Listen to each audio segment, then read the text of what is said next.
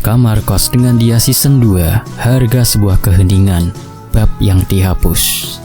Untuk bab sebelumnya sudah saya upload di tahun mungkin 2023 ya. Atau nanti saya sertakan linknya di deskripsi ya, biar tahu cerita yang sebelumnya itu ya. Nanti linknya saya sertakan di deskripsi. Dan kita masuk ke cerita yang berurusan dengan Raja Bliss dari dimensi sebelah. A'udzu bikalimatillahi tammati min syarri ma khalaq. Bismillahirrahmanirrahim. Wa huwas samiul alim. Allahumma shalli ala Muhammad. Mari kita mulai ceritanya. Bau kopi hitam pekat dan roti bakar menyatu, membentuk aroma khas yang menjadi teman setiaku di jam-jam keramat. Di luar, Wonosobo yang sunyi diselimuti kabut tipis. Sementara di dalam ruang kerjaku, hanya suara ketukan keyboard mechanical yang memecah keheningan. Aku, Rian, seorang teknisi komputer sekaligus penulis cerita horor, sedang berada di tengah-tengah proyek paling ambisius dan, sejujurnya, paling berbahaya yang pernah kuambil. Mendokumentasikan pertarungan dan perjanjian damai yang kucapai dengan Raja Iblis dari dimensi sebelah. Kekalahannya adalah rahasia yang tidak boleh diendus dunia, Yan. Suara Sinta tegas, jin pendampingku, pernah memperingatkan. Sinta adalah entitas tingkat tinggi, energi murni yang terbungkus dalam aura keemasan. Penjaga yang memiliki kebijaksanaan setua gunung, namun memiliki kepribadian yang centil. Justru itu tak, dunia perlu tahu. Bukan untuk menyombongkan diri, tapi untuk menunjukkan bahwa batas antara terang dan gelap, walau setipis kertas, bisa dijaga dengan akal, bukan sekedar kekuatan. Balasku saat itu menatap layar dengan keyakinan yang mungkin agak berlebihan. Sudah 6 hari aku tenggelam dalam penulisan ini. Jam tidurku berantakan dan asupan kafein di tubuhku mungkin sudah melebihi ambang batas wajar. Teks di layar menampilkan babak paling krusial. Detail perjanjian 6 simbol, syarat dan ketentuan yang mengikatku dan entitas bernama Bajra, raja segala kehancuran di alamnya, untuk menjaga keseimbangan dan mencegah perang antar dimensi semakin meluas. Tinta perjanjian itu bukan dari darah, melainkan dari esensi jiwa kami.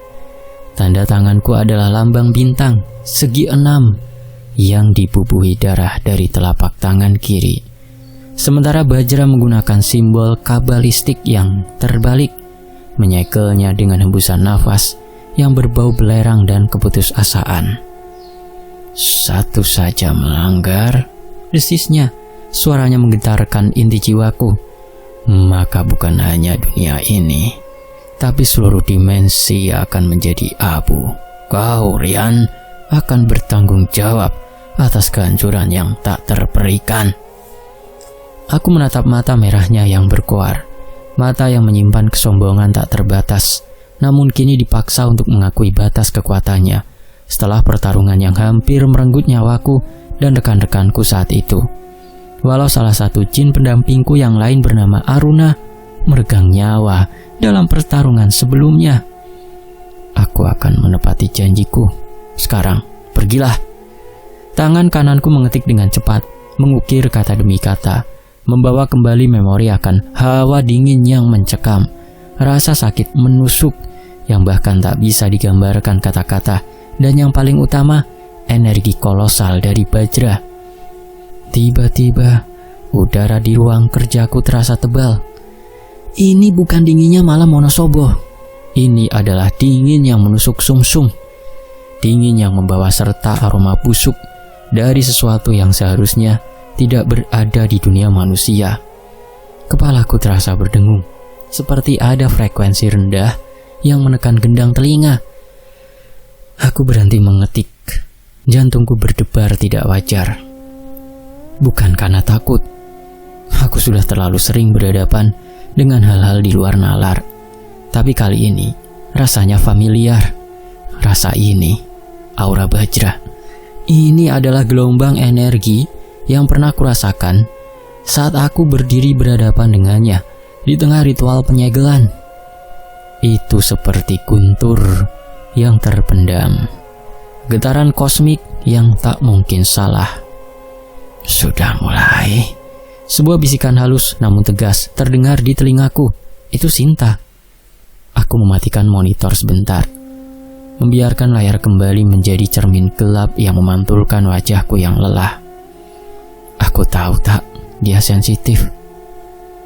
Sensitif bukan kata yang tepat untuk Raja Iblis yang baru saja menelan pil pahit kekalahan, Yan. Ini adalah kemarahan. Gelombang energi itu sekarang terasa seperti lapisan kabut tipis yang merayap dari sudut ruangan. Ia tidak kuat, tidak mengancam, setidaknya belum. Ini terasa seperti sinyal jarak jauh, seperti radio gelap yang mencoba menemukan stasiunnya. Dia tidak datang sendiri, gumamku. Mataku menyipit, mengamati bayangan di balik rak buku. Tentu saja tidak. Dia terlalu sombong untuk turun tangan langsung hanya untuk mengganggu penulis cerita. Ini adalah setan kelas rendah, prajurit umpan yang disuruhnya untuk menguji air, untuk menanyakan apakah perjanjian ini benar-benar akan dilanggar. Sinta terdengar tidak senang. Aku menyalakan kembali monitor dan melanjutkan mengetik, pura-pura tidak terganggu. Aku harus menunjukkan bahwa ancaman kecil ini tidak akan menghentikanku. Dia pergi bukan dengan kekalahan, melainkan dengan janji bahwa dia akan kembali jika aku gagal. Aku tahu Bajra adalah entitas yang memegang teguh kata-katanya, meskipun kata-katanya berlumuran darah dan tipuan. Dan aku, seorang manusia yang hanya mengandalkan akal dan sedikit kekuatan spiritual, kini menjadi pemegang kunci keseimbangan ini. Saat kata keseimbangan selesai ku ketik, sebuah kilatan hitam melintas di tepi pandanganku.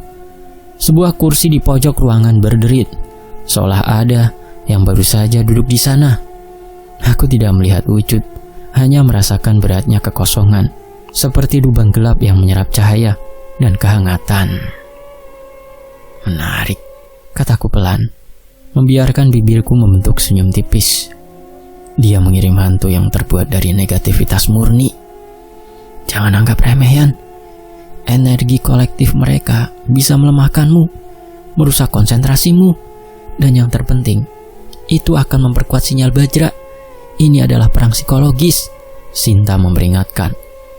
Aku mengabaikan kursi yang berderit dan lubang gelap yang perlahan-lahan menyedot suasana hatiku. Aku terus mengetik, mencoba menyelesaikan satu bab lagi sebelum fajar. Untuk selanjutnya, aku setorkan cerita bab ini pada Mas Tony. Begitu kata Mas Rian. Tolong dibantu proteknya juga, Mas Rian. Saya lagi baca ini. Hari-hari berikutnya menjadi medan pertempuran tanpa suara. Aura Bajra yang awalnya tipis kini menebal, meresap ke dalam dinding dan lantai. Aku tidak lagi harus fokus untuk merasakannya. Energi itu sekarang menjadi bagian dari atmosfer rumah. Rasanya seperti tinggal di dalam freezer yang berkarat, di mana udara lembab mengandung bau kotoran dan sulfur halus. Gangguan dari pasukan pengintai Bajra juga meningkat secara eksponensial.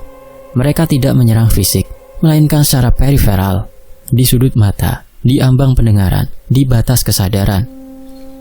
Saat aku sedang mandi, aku akan bersumpah melihat siluet tinggi dan kurus berdiri di balik tirai. Ketika aku menyeduh kopi, cangkir itu akan bergerak sedikit, seolah disentuh jari yang dingin. Puncaknya, malam tadi, aku tertidur sebentar di sofa.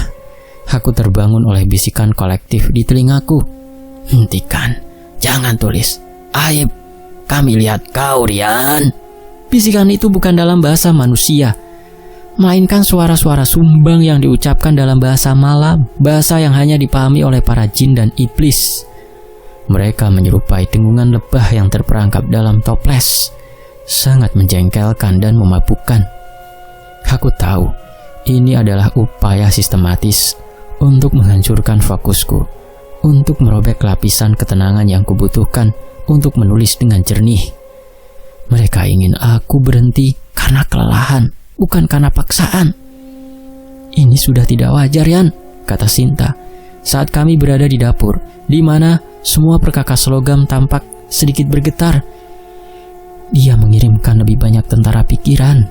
Energi yang kau tarik sini sangat besar. Ini bukan lagi sekedar menguji air dalam tanda kutip. Aku mengangguk, meneguk air putih dingin. Aku tahu, aku harus segera menyelesaikannya. Semakin cepat selesai, semakin cepat cerita ini tersebar, semakin sedikit alasan bagi dia untuk mencoba menghentikanku. Apalagi Mas Tony sudah menunggu kelanjutan ceritaku. Tentunya juga teman-teman subscriber Fakta Sejarah. Justru sebaliknya, Sinta hampir berteriak. Suaranya bergetar dalam resonansi frekuensi tinggi. Setiap kata yang kau tulis, setiap deskripsi detail tentang kekalahan Bajra, bagaimana kau mengeksploitasi arogansinya, bagaimana kau menggunakan simbol cahaya ketujuh untuk memutus sumber kekuatannya, itu adalah belati yang kau tancapkan ke martabatnya. Aku bersandar di meja dapur yang dingin. Itu inti dari cerita ini, tak? Kebenaran harus ditulis. Kebenaran? Iya, tapi kau lupa. Bagi entitas seperti Bajra, martabat adalah segala-galanya. Di hadapan bangsanya, di hadapan entitas dimensi lain, Bajra adalah raja yang tak terkalahkan. Kekalahannya di tangan seorang manusia penakut sepertimu, seorang penulis cerita, adalah aib yang tak termaafkan. Jika kisah ini dipublikasikan, dia akan kehilangan legitimasinya, dan itu bisa memicu perang saudara di alamnya. Perkataan Sinta menghantamku, bukan karena ancaman fisiknya, tapi karena konsekuensi politik antar dimensi yang tidak terpikirkan olehku. Aku hanya melihat dari sudut pandang penulis dan manusia yang ingin berbagi pengetahuan serta ambisiku. Aku lupa bahwa entitas kosmik juga memiliki hierarki, politik, dan ya, rasa malu yang besar. Kau menyarankan aku berhenti? Tanyaku, menatap bayangan samar Sinta yang kini tampak lebih cemas dari biasanya. Aku menyarankan kau berhati-hati. Energi yang kau tarik rumah ini adalah panggilan perang yang diperhalus. Setiap prajurit rendah yang dia kirim bukan hanya untuk mengganggumu, tetapi untuk memperkuat portal agar dia bisa berkomunikasi denganmu, atau yang lebih buruk, menarikmu ke dimensi mereka. Malam itu, saat aku kembali ke ruang kerja, gangguannya mencapai puncaknya. Aksesoris meja yang kukira hanya bergetar, kini terlempar ke lantai. Lampu meja yang tadinya menyala terang, mulai berkedip liar, memancarkan bayangan yang menari-nari seperti tarian setan. Bau busuk kini begitu kuat, hingga membuat perutku mual. Aku menatap layar. Aku hanya tinggal beberapa paragraf lagi untuk menyelesaikan bab terakhir perjanjian. Kini, perjanjian ini tersimpan di dua tempat, dalam jiwaku dan dalam... Aku tidak bisa mengetik kata selanjutnya. Jari-jariku kaku, pandanganku kabur. Aku merasa seperti ada cakar dingin yang mencengkram kepalaku, mencoba merobek pikiran yang baru saja kubentuk. Dalam jiwaku dan dalam neraka yang akan kau ciptakan jika kau teruskan, Rian. Suara di kepalaku ini lebih jelas, lebih individual, lebih dingin. Itu bukan Sinta. Aku membanting tangan di meja. Cukup! Aku menarik nafas dalam-dalam, mencoba menguasai amarah yang bercampur dengan rasa yang lelah. Ini adalah saatnya untuk mengakhiri permainan kucing dan tikus ini. Aku harus mengkonfirmasi. Aku harus tahu apa yang sebenarnya Bajra inginkan tanpa perantara. Sinta, panggilku. Aku butuh mediasi. Mediasi? Aku akan berkomunikasi dengannya tak secara langsung, astral. Aku akan bernegosiasi dengannya. Aku ingin tahu persis apa yang dia inginkan. Aku tidak bisa menulis di bawah tekanan psikologis yang konstan ini. Sinta terdiam sejenak. Itu resiko besar, Yan. Berkomunikasi dengan Raja Iblis di wilayah netral adalah satu hal yang salah. Berkomunikasi dengan Raja Iblis yang sedang marah di wilayahmu sendiri adalah bunuh diri. Aura di sekitarmu sekarang adalah lapisan pertahanan terlemahmu. Tidak ada cara lain, kataku berdiri tegak. Mata spiritualku sudah terbuka penuh. Aku bisa melihat jelas wajah-wajah mengerikan yang mengambang di langit-langit. Mata merah mereka menatapku dengan kebencian. Gangguan ini adalah ancaman. Aku harus menghadapinya dengan damai sebelum dia memutuskan untuk menggunakan cara yang lebih keras. Aku berjalan menuju ruang meditasi kecilku. Shinta mengikutiku. Auranya kini melebar, membentuk perisai tipis di sekitarku, memotong sedikit gelombang negatif yang mencekik.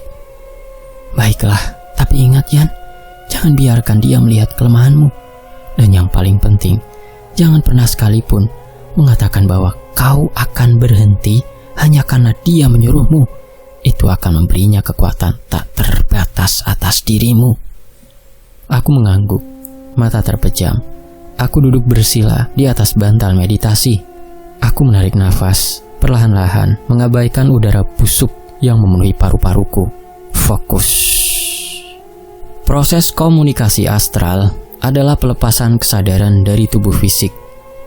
Ini seperti menarik selubung dari jiwa, membiarkan esensi diri melayang bebas di dimensi lain, di mana waktu dan ruang tidak lagi linier. Pertama, aku harus menetralisir gelombang energi negatif yang mengelilingiku. Aku memvisualisasikan diriku diselimuti oleh cahaya emas, cahaya pelindung Shinta yang kini kurasakan mengalir dari ubun-ubunku ke ujung jari kakiku. Perlahan, bisikan-bisikan itu mereda. Wajah-wajah di langit-langit mundur dan udara menjadi sedikit lebih ringan. Setelah lapisan pertama pertahanan terbentuk, aku mulai melakukan panggilan jarak jauh. Ini membutuhkan fokus yang sangat tajam dan yang terpenting, izin dari entitas yang kupanggil. Dalam kasus ini, Bajra sudah mengirimkan sinyalnya. Jadi ia secara tidak langsung telah mengundang interaksi.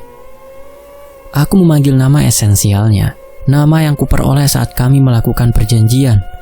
Itu bukan nama yang bisa diucapkan lidah manusia, melainkan vibrasi yang dirasakan oleh tulang-tulang. Bajra, aku Rian, memanggilmu. Tunjukkan dirimu. Aku ingin mendengar keluhanmu. Vibrasi itu memantul di dalam kekosongan. Tubuhku terasa dingin dan berat, seperti batu yang tenggelam di lumpur. Aku tahu ini adalah tanda bahwa kesadaranku sedang menyeberang. Aku mulai memasuki keadaan trans yang dalam. Ruangan meditasi menghilang. Aku tidak lagi melihat dinding atau bantal. Aku berada di kekosongan yang tidak didefinisikan. Ruang liminal di antara dimensi. Semuanya gelap, namun ada cahaya redup yang memancar dari diriku dan Shinta yang kini berdiri di sebelah wujud astralku. Dia tahu kau datang, bisik Shinta. Waspadalah. Tiba-tiba, kekosongan itu mulai bergerak, bukan dalam bentuk fisik, tapi dalam bentuk kepadatan. Kegelapan itu mulai berkumpul, berputar, membentuk pusaran yang besar dan menakutkan. Itu adalah massa yang bergerak seperti badai kosmik yang lambat. Pusaran itu bukan hanya gelap, itu menyerap cahaya. Cahaya redup dari wujud astralku pun terasa tertarik ke dalamnya, seolah ada lubang hitam mini yang baru saja lahir. Lalu pusaran itu berhenti. Trial, bukan melalui telinga, tetapi langsung ke dalam inti kesadaranku. Itu adalah suara yang mengandung rasa sakit dari ribuan jiwa yang tersiksa. Bajra, jawabku tenang. Aku membiarkan wuji tengahnya. Sebuah gumpalan asap tebal hitam pekat dan tak berbentuk muncul. Ia tidak memiliki mata, mulut, atau anggota tubuh. Namun kehadirannya sangat kuat, sehingga aku merasa seolah berada di bawah tekanan ribuan atmosfer. Ini adalah Bajra. Dia tidak menunjukkan wujud aslinya. Wujud tanduk, sayap, dan baju zirah yang terbuat dari bayangan yang berarti dia mencoba untuk menahan diri.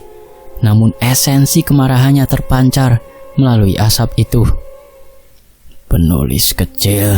Sebuah suara menggelegar di ruang astut astralku, bersinar sedikit lebih terang, sebagai bentuk pertahanan dan kepercayaan diri. Aku tahu kau yang mengirim gangguan itu. Mari kita bicara, agar aku bisa menyelesaikan apa yang kumulai. Gumpalan asap itu berdenyut seolah-olah bernafas. Kau tahu apa yang harus kau lakukan untuk menghentikan gangguannya? Aku tahu, tapi aku ingin mendengar darimu. Mengapa kau mengirimkan prajuritmu? Kita memiliki perjanjian damai. Perjanjian itu melarang kita saling menyerang dalam bentuk fisik. Perjanjian itu tidak melarangku melindungi kehormatanku. Suara Bajra penuh dengan kebencian yang mendalam. Aku menulis sebuah kisah. Itu adalah aku sebagai penulis dan sebagai manusia yang mengalami peristiwa itu. Kisah? Kau menyebutnya kisah? Itu adalah dokumen aib. Kau menuliskan detail demi detail bagaimana kekuatan agungku ditekuk oleh trik seorang manusia picik. Kau menuliskan bagaimana aku dipaksa menandatangani janji damai yang membuatku terlihat lemah di mata bangsaku. Asap itu berputar lebih cepat, memancarkan gelombang panas dan dingin secara bergantian. Ini adalah pengkhianatan, Rian. Aku mengizinkanmu hidup. Aku mengizinkan dimensimu damai. Dan balasanmu adalah mengekspos kelemahan raja di hadapan makhluk fana yang lemah. Aku tidak berniat menghinamu, Bajra. Tujuanku adalah untuk mendokumentasikan kebenaran perjanjian, agar manusia memahami konsekuensi dari pelanggaran, agar mereka tahu bahwa perdamaian ini ada harganya. Kataku berusaha menjaga nada bicaraku tetap netral dan logis. Harganya adalah martabatku, martabat seluruh rasku. Jika kisah ini tersebar, aku akan dianggap raja yang gagal. Kekuasaanku akan dipertanyakan, perpecahan akan terjadi, dan perjanjianmu itu akan robek menjadi serpihan kegelapan. Dan saat itu terjadi, aku akan datang tidak dengan ancaman, tetapi dengan pembalasan yang tak terhindarkan. Wujud asap Bajra tiba-tiba menjulur ke arah wujud astralku, seperti tentakel tak terlihat mencoba menusuk perisai cahaya emas. Aku merasakan tekanan mental yang luar biasa, seperti ada beban seberat gunung yang diletakkan di atas kepalaku. Kau mengancamku, Bajra.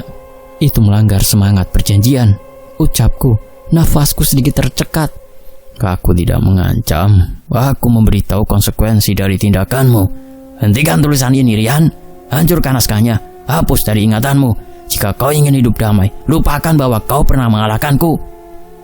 Dan jika aku tidak mau, suasana menjadi sangat hening. Hanya ada kegelapan dan cahaya Sinta yang berkedip-kedip, seolah-olah berjuang untuk tetap ada.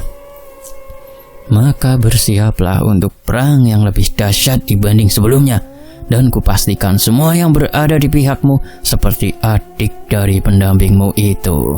Selain itu, pertempuran ini nantinya bukan hanya di dimensi fisik, tetapi perang di jiwamu. Asap itu perlahan-lahan mulai mundur, kembali ke pusarannya. Pikirkan baik-baik, Rian. Kau telah mendapatkan kemenanganmu. Jangan hancurkan semua itu demi sebuah cerita. Dalam sekejap, Bajra menghilang. Kekosongan itu kembali, dan kemudian aku kembali merasakan tubuh fisikku yang dingin dan berkeringat. Aku membuka mata. Aku kembali di ruang meditasi. Udara kembali terasa kotor, tetapi gangguan setan kelas rendah itu telah berhenti. Aku menarik nafas panjang, mencoba memproses dialog barusan. Bagaimana, Yan? Tanya Sinta. Auranya yang keemasan kini tampak sedikit redup, seperti lilin yang baru saja ditiup angin kencang. Dia serius, tak? Ini bukan hanya masalah dia tidak suka. Ini masalah eksistensial baginya dan bangsanya. Dia takut kehilangan kekuasaan jika kekalahannya diekspos. Aku sudah menduga, Yan. Aib adalah racun bagi hierarki neraka. Apa keputusanmu? Aku menatap tanganku yang gemetar. Di satu sisi ada tanggung jawab sebagai penulis untuk menceritakan kebenaran yang akan memberi pengetahuan dan harapan pada manusia.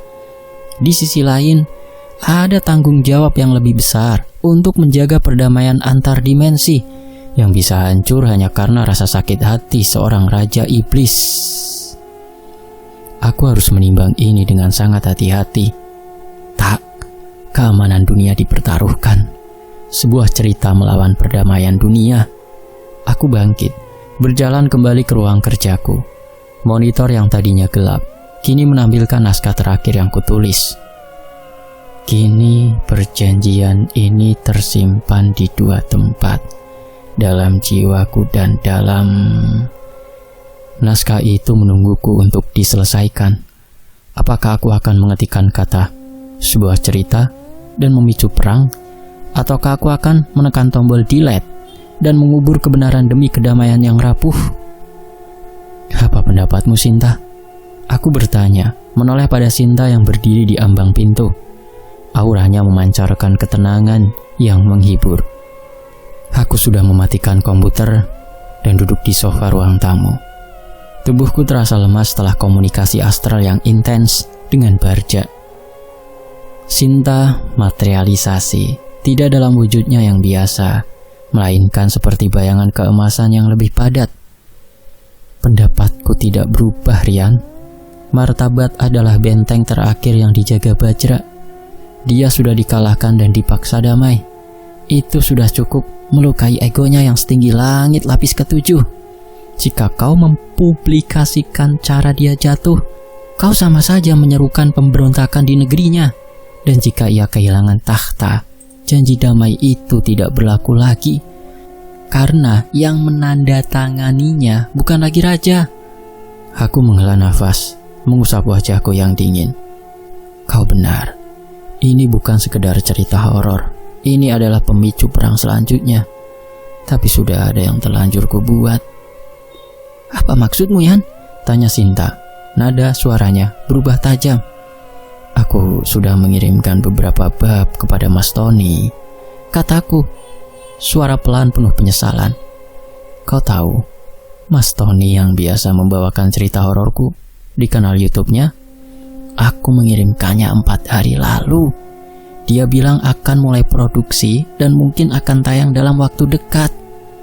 Seketika aura Sinta seakan membeku, dingin yang menusuk kembali memenuhi ruangan. Namun kali ini bukan dari Bajra, melainkan dari kemarahan Sinta. Rian, kenapa kau tidak bilang? Itu artinya benih konflik sudah kau sebar. Setelah mendengar keberatan langsung dari Raja Iblis itu, kenapa kau masih menimbang-nimbang? Tindakanmu sudah setengah jalan menjadi pelanggaran. Aku tahu. Aku hanya tidak menyangka Bajra akan bereaksi cepat dan sekuat ini.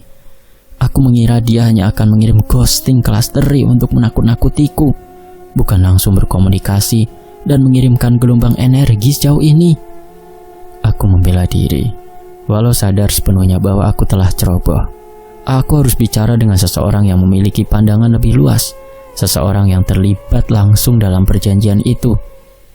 Pikiran itu langsung tertuju pada satu nama. Aku harus ke Mbah Margono. Sinta kembali ke bentuk auranya yang tenang, mengangguk setuju. Itu keputusan yang bijak. Mbah Margono adalah spiritualis yang paling waras di antara kita, Yan. Dan dia memang ada di sana, di pertempuran lintas dimensi itu. Dia tahu setiap simpul perjanjian sama baiknya dengan kita.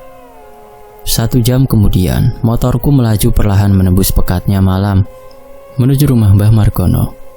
Sebuah rumah tua sederhana yang selalu memiliki aroma khasnya sendiri dan bunga kenanga, terletak jauh dari keramaian. Aku disambut oleh tawa menggelegar sebelum kakiku sempat menginjak teras. Mbah Margono, guruku, adalah anomali di dunia spiritual. Dengan rambut putihnya yang selalu diikat seadanya, sarung yang ditarik hingga lutut, dan kaos oblong bergambar grup musik rock era 80-an. Ia tampak lebih mirip kakek gaul daripada pendekar spiritual yang pernah bernegosiasi dengan Raja Iblis. Nah, akhirnya anakku datang. Kenapa mukamu seperti orang yang baru saja diputuskan pacarnya oleh surat kaleng, Yan? Mbah Margono menyambutku dengan cubitan kecil di pipi dan tawa yang mengguncang tubuhnya. Duduk, duduk. Mbah sudah siapkan wedang jahe pedas. Cocok untuk menghangatkan jiwa yang sedang dingin karena aura neraka. Mbah, ini serius, Mbah. kataku mencoba mengabaikan leluconnya. Semua di dunia ini itu serius, Yan.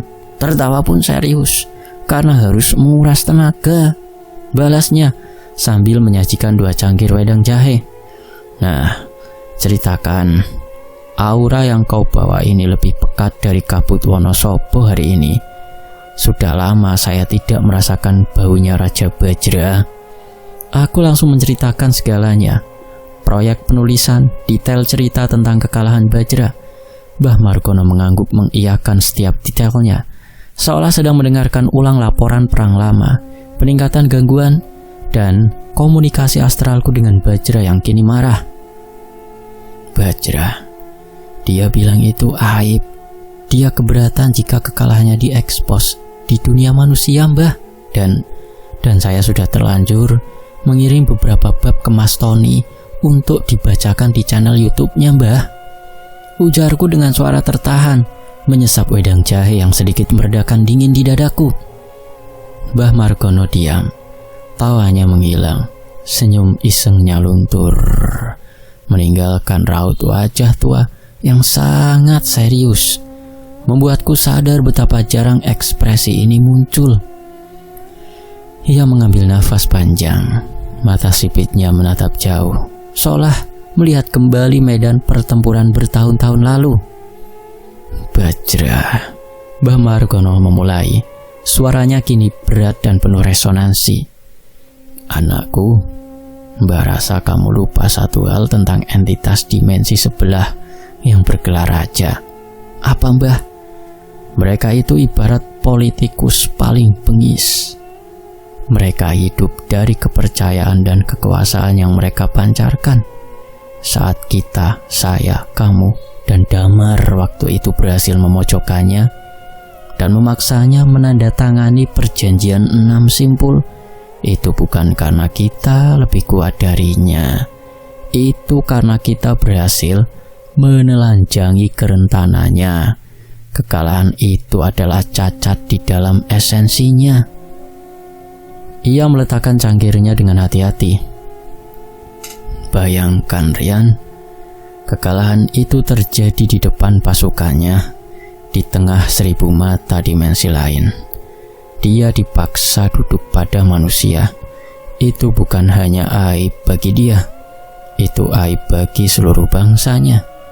Jika manusia di dunia ini melalui YouTube-nya Mas Tony mendengar detailnya, Bajra akan kehilangan respect dari bawahannya.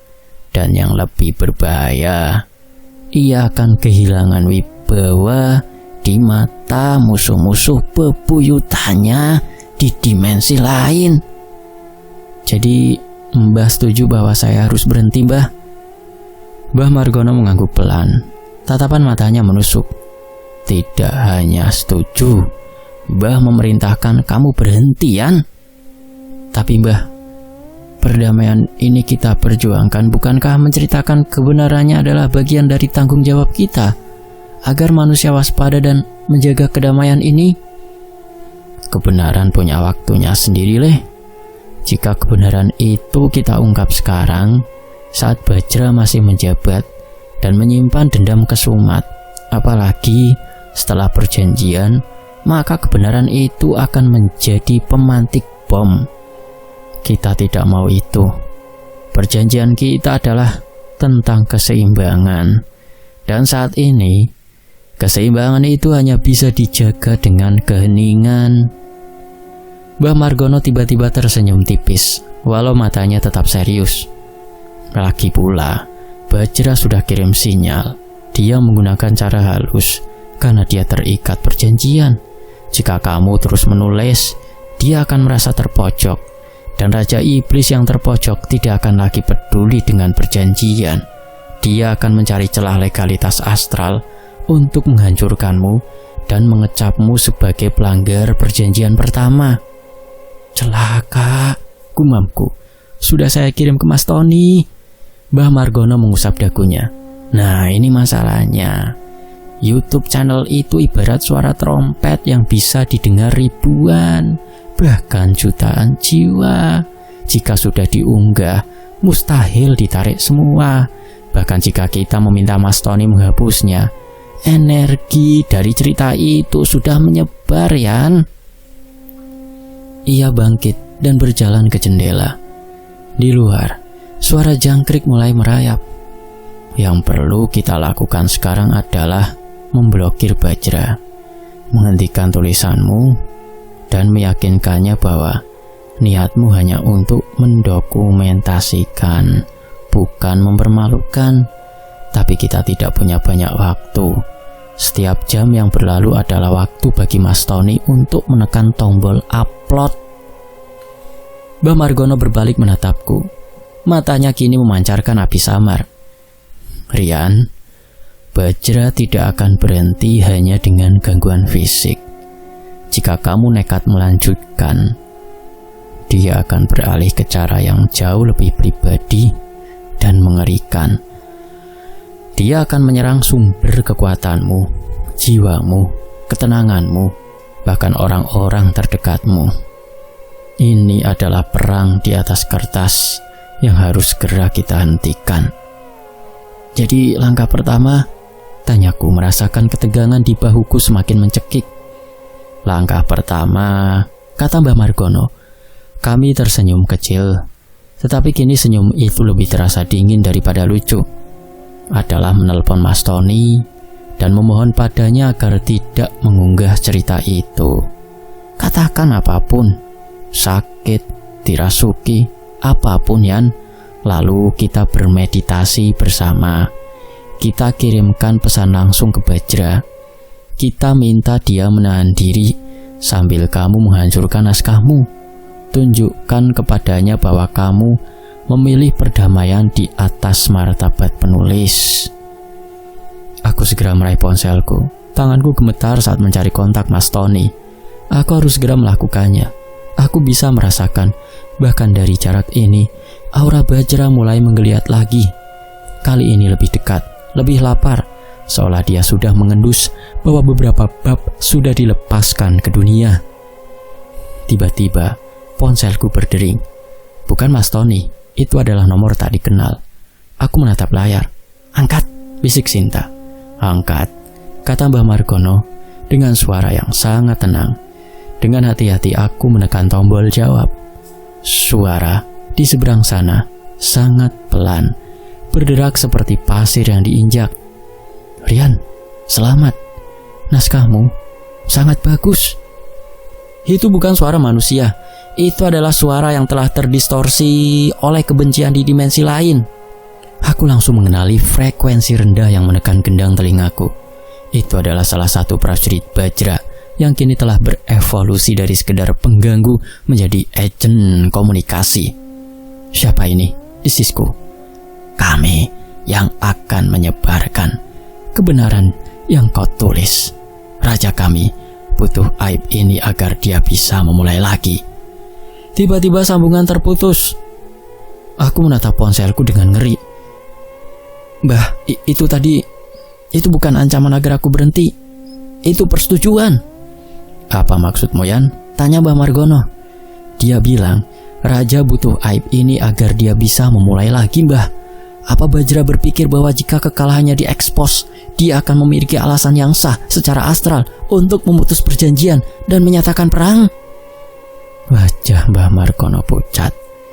Di luar jendela, tawa yang kering itu kembali menggelegar, diikuti oleh bisikan-bisikan kolektif yang kini terdengar lebih dekat, lebih nyata.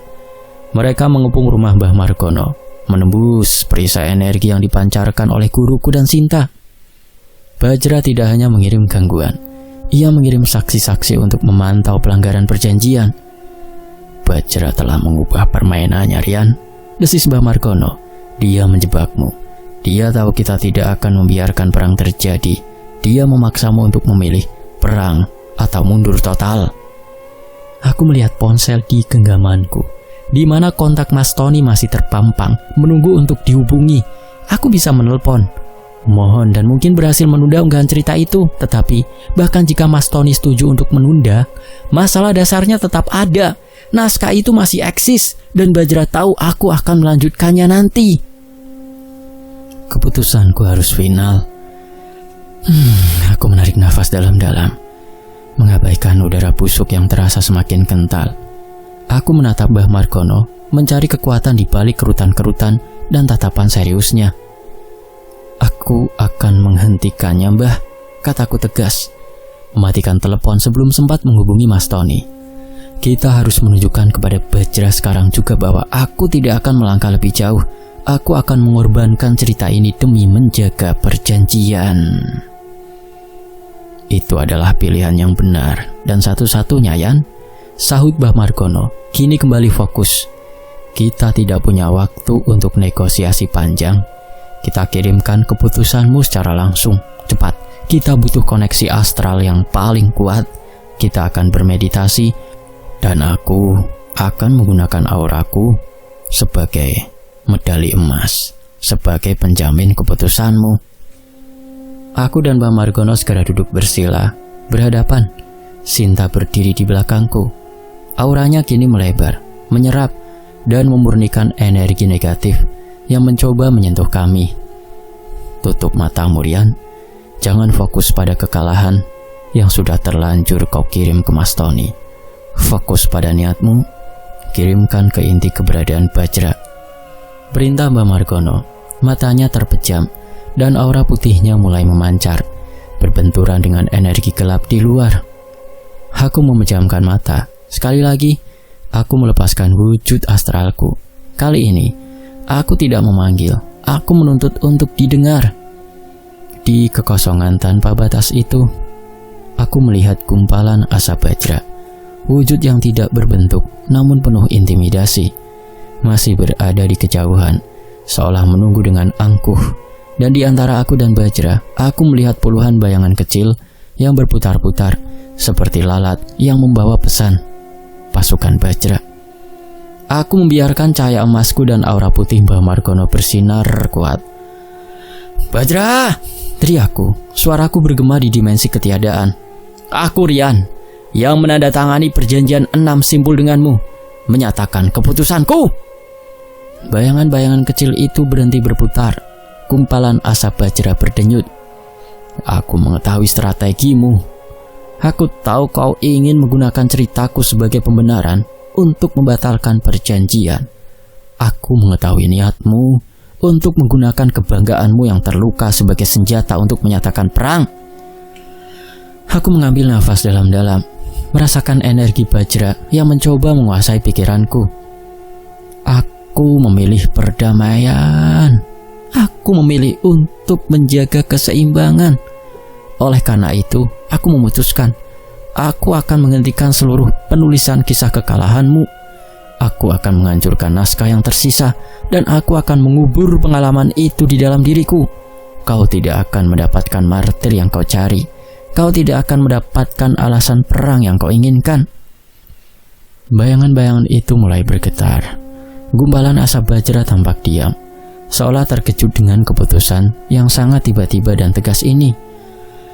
Beberapa bab telah dikirimkan Bajra, itu adalah kesalahanku. Tetapi aku bersumpah, mereka belum menceritakan kekalahanmu, dan sekarang kisah itu berhenti. Jika kau melanggar perjanjian dengan menyerangku lagi, atau orang-orang yang kuinginkan, maka kau yang akan menjadi pihak pertama yang melanggar. Dan saat itu, dunia akan tahu betapa pecundangnya Raja Iblis yang melanggar janji demi martabatnya. Keheningan yang mencekam meliputi ruang astral. Aku bisa merasakan kemarahan yang mendidih, namun terhalang oleh lapisan hukum astral yang ketat. Bajra terikat oleh kata-kata perjanjian. Perlahan, gumpalan asap itu mulai memudar, dan bayangan-bayangan kecil itu mulai menghilang. Seolah perintah telah diterima. Tekanan di ruang astral mereda. Cukup, Rian. Suara Mbah Margono menginstruksikan. Aku kembali ke tubuhku, terengah-engah. Bau busuk di ruangan itu perlahan-lahan surut, dan lampu yang tadinya berkedip kini menyala normal. Diam dengarmu, kata Mbah Margono membuka mata. Dia marah, sangat marah, tapi dia terikat. Untuk saat ini, kita selamat. Untuk saat ini, ulangku, suaraku serak. Aku kembali ke rumahku sebelum fajar. Tubuhku lelah, tetapi jiwaku terasa lebih ringan karena keputusan telah dibuat. Aku langsung menuju ruang kerjaku. Monitor menyala, kursor berkedip, menunggu kata-kata untuk menyelesaikan bab yang terhenti. Aku menatap teks itu, memikirkan detail perjuangan, pengorbanan, dan bahaya yang telah kuambil untuk menulisnya. Sekarang, semua itu harus berakhir di sini. Tanganku terangkat, aku menekan tombol Select All, dan kemudian, tanpa ragu, tombol Delete. Seluruh naskah ribuan kata yang merupakan kisah hidup dan mati lenyap dari layar. Aku juga menghapus file cadangan dari hard drive dan cloud pribadiku. Kini hanya satu tugas tersisa, memberitahu Mas Tony. Aku meraih ponselku, membuka aplikasi WhatsApp, dan mencari kontak Mas Tony.